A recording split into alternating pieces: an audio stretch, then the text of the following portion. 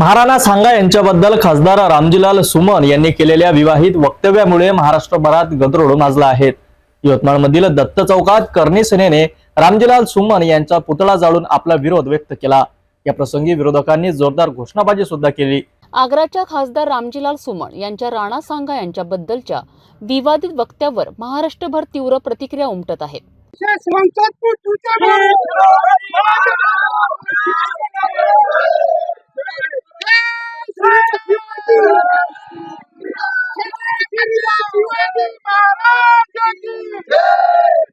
यवतमाळमध्ये करणी सेनेने रामजीलाल सुमन यांच्या पुतळ्याला चपलीचे हार अर्पण करत विरोध प्रदर्शन केलेत। यावेळी भर चौकात सुमन यांच्या पुतळ्याचे दहन करण्यात आले।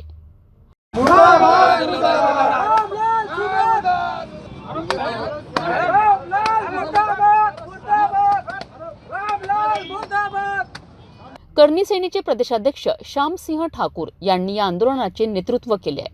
आपल्या पत्रकार बंधूंच्या माध्यमातून, मीडियाच्या माध्यमातून मी श्री राजपूत करणी सेना प्रदेश अध्यक्ष महाराष्ट्र श्यामसिंह ठाकूर आज यवतमाळ येथे महाराष्ट्राची विदर्भाची राजधानी म्हणायला हरकत नाही सध्या तरी यवतमाळ येथे संपूर्ण हिंदू समाज, संपूर्ण हिंदू संघटन आज सर्वत्र एकत्र आलेले आहेत।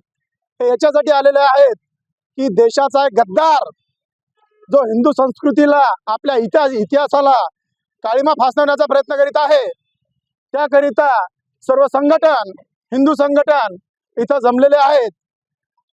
जमायचं कारण एकच, संसदेमध्ये हा मूर्ख व्यक्ती ज्याने भारताचा इतिहास तोडण्याचा प्रयत्न केला, ज्याने संग्रामसिंह, ज्याला राणा सांगा म्हणतात, असे महान महापौर, महान योद्धा, भारताचे इतिहासकार, भारताचा इतिहास, अशा महान व्यक्तिमत्वाचा अपमान करण्याचा प्रयत्न या भडव्याने केला।